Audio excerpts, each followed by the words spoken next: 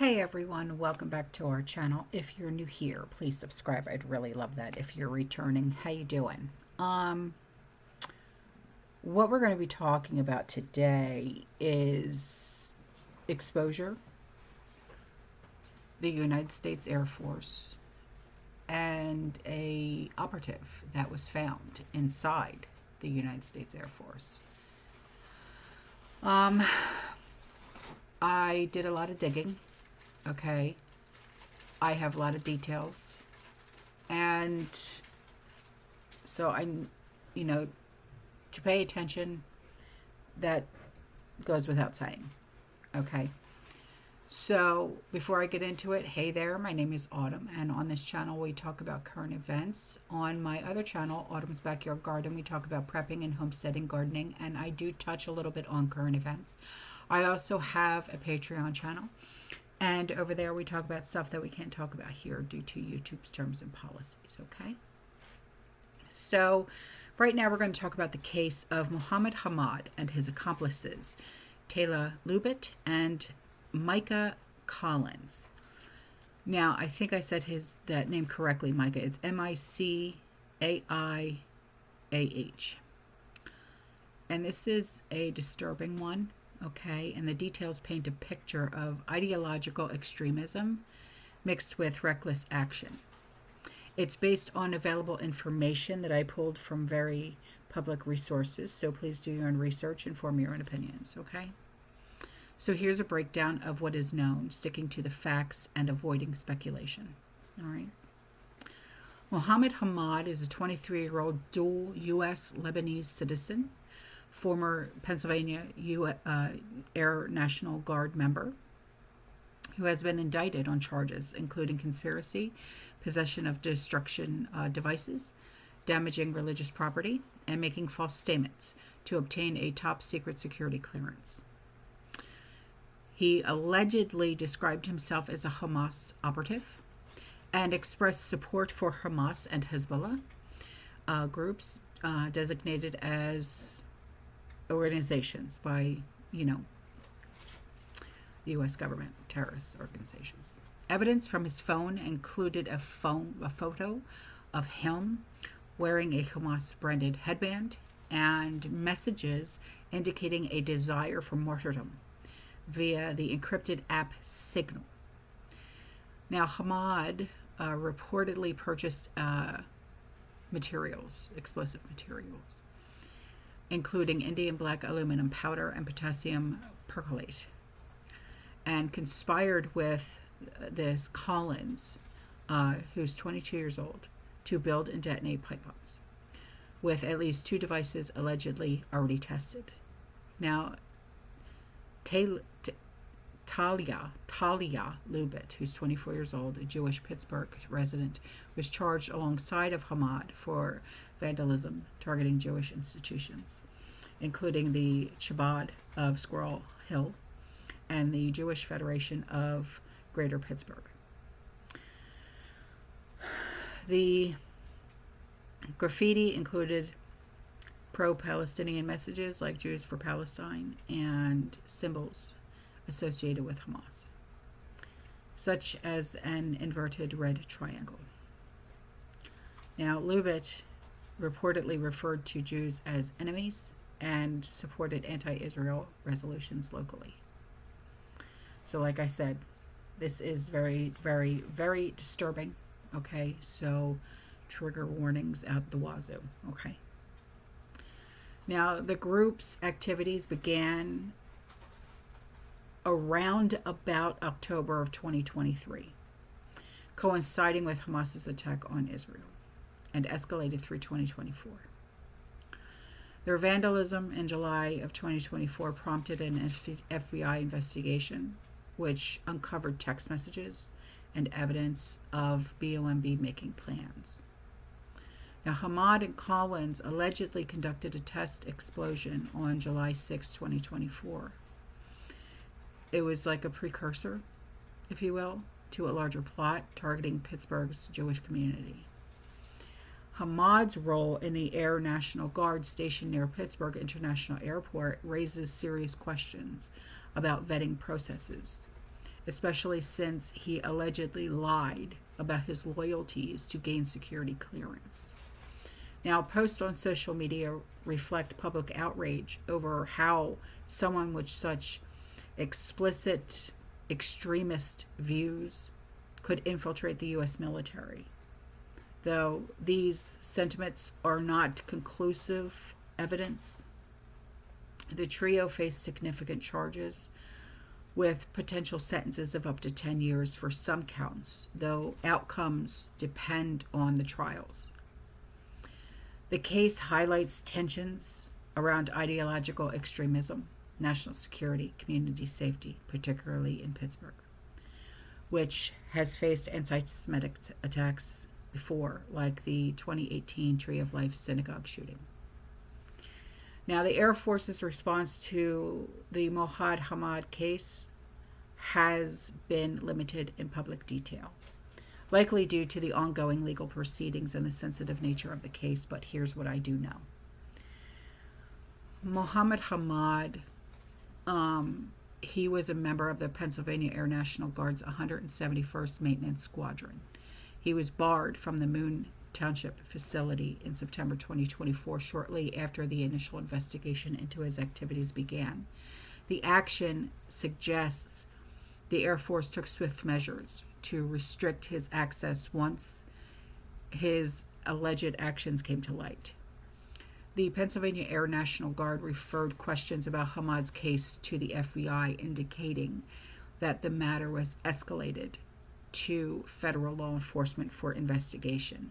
An FBI spokesperson in Pennsylvania declined to provide details about Hamad's duties or time with the Air National Guard, citing the ongoing investigation. The case has raised significant questions about the Air Force's vetting procedures for security clearances, and Hamad allegedly lied during interviews with the Defense Counterintelligence and Security Agency to obtain top-secret clearance, claiming loyalty to the United States while privately expressing allegiance to Lebanon, Hamas, and Hezbollah. There is public concern about how someone with such overt extremist views could infiltrate the military, though no official Air Force statement, like I said, has been confirmed specific changes to vetting protocols. As of the latest available information, the Air Force has not issued a detailed public statement addressing the specifics of Hamad's case, his role, or any broader implications of security protocols. This is typical for active investigations to avoid compromising legal proceedings or national security. Now, the legal case against Mohammed Hamad, Talia Lubit, and Micah Collins is detailed to a 9-count superseding indictment that was unsealed on April 22, 2025 in the U.S. District Court for the Western District of Pennsylvania.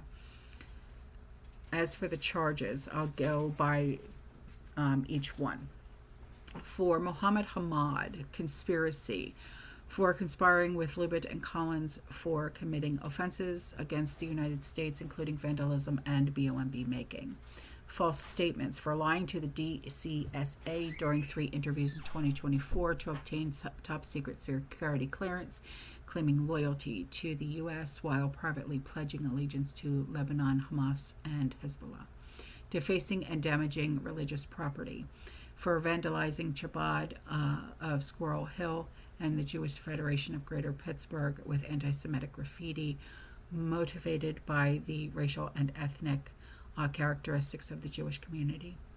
Possession of a destructive device for manufacturing and possessing 2 pipe BOMBs and an improvised explosive device made from spray paint cans and M80 style shells. And maximum penalties are up to 10 years in prison, a $250,000 fine across all counts. Now, for Talia Lubit, conspiracy for conspiring with Hamad to vandalize Jewish institutions, defacing and damaging religious property, for spray painting Jews for Palestine, and an inverted red triangle, which is the Hamas symbol, and Chabad of Squirrel Hill, and anti-Israel graffiti on the Jewish Federation sign. Maximum penalties up to 1 year in prison and a $100,000 fine.